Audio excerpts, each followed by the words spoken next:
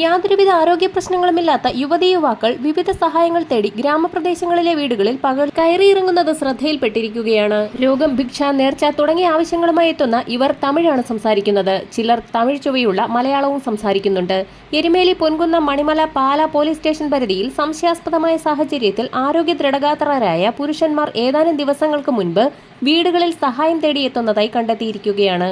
ചിലയിടങ്ങളിൽ കുട്ടികളുമായി സ്ത്രീകളാണ് വീടുകളിൽ എത്തുന്നത്. അനുവാദമില്ലാതെ വീടിന്റെ ചുറ്റിനും പുരയിടങ്ങളിലും നടന്ന് ഇവർ നിരീക്ഷണം നടത്തുക പതിവായിരിക്കുകയാണ്. ഇത്തരത്തിലുള്ളവർ വീട്ടിലെത്തിയാൽ തനിച്ച് താമസിക്കുന്ന ആളുകളാണെങ്കിൽ വാതിൽ തുറക്കാതിരിക്കുന്നതാണ് ഉത്തമമെന്നും പോലീസ് നിർദ്ദേശത്തിൽ വ്യക്തമാക്കുന്നു. അർഹരെന്ന് തോന്നിയാൽ സഹായം മാത്രം ജനാലയിലൂടെ നൽകുക.